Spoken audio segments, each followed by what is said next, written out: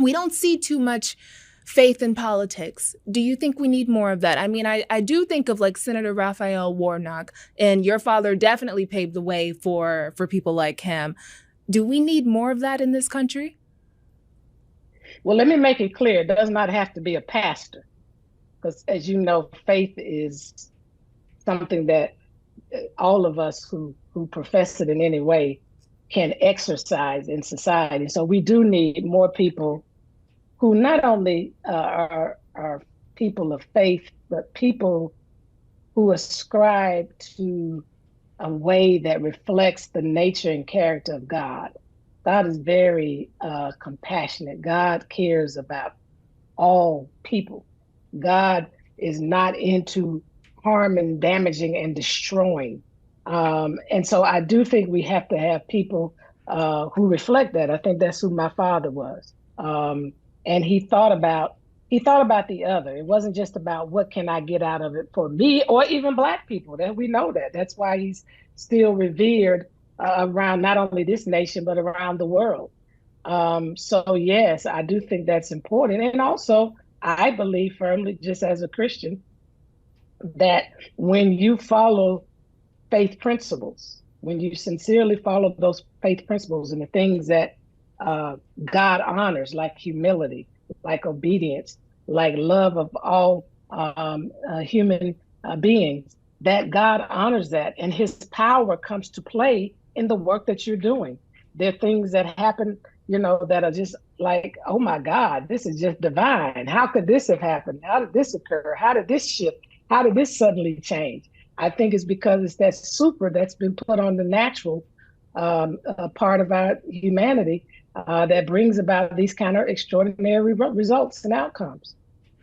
So how do you think God is going to work with this bank acquisition that you all have made history with, being what, the first African American investors to buy out a white owned, or should we just say a bank? How do you think God You said a bank because we know that most banks are white, right? it's a Right, bank, white right? owned. It's a bank. So, like, how do That's you think very God true. is going to be supernatural in this situation for you? Well, I think it's already been happening. Give you a good example.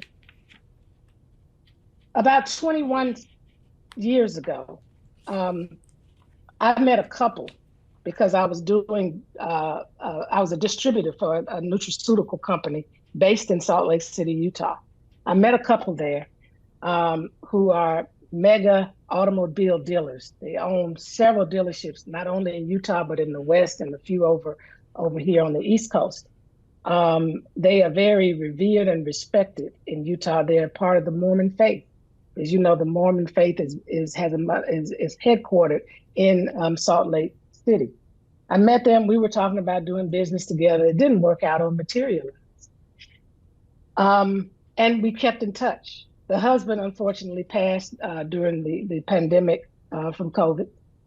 Um, but I continue to stay in touch with the wife, and now her son or their son, runs the business. So I have a wonderful relationship with them, And so suddenly Ashley and I are talking, and he's sharing his vision about, purchasing this bank, and to create a Black bank. And I didn't know initially as we were talking about it where he was talking about. He mentioned Salt Lake City, and I just kind of was quiet when he said it at the time. I mean, I don't think I revealed it to him initially, but I just made a note of that.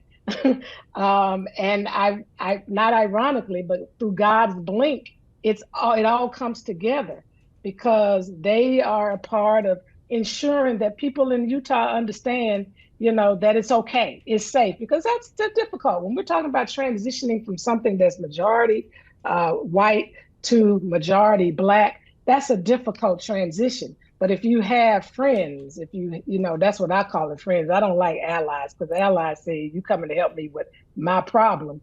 Friends mean, to me, friends or even members of my family means this is a problem for all of us. And so I want to join in helping us to address this problem.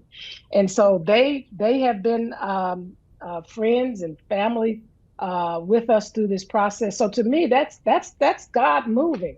I mean, the fact that I mean, how could that happen? It happens to be Utah. And I happen to be tied to somebody who's very influential in Utah, not knowing for such a time as this.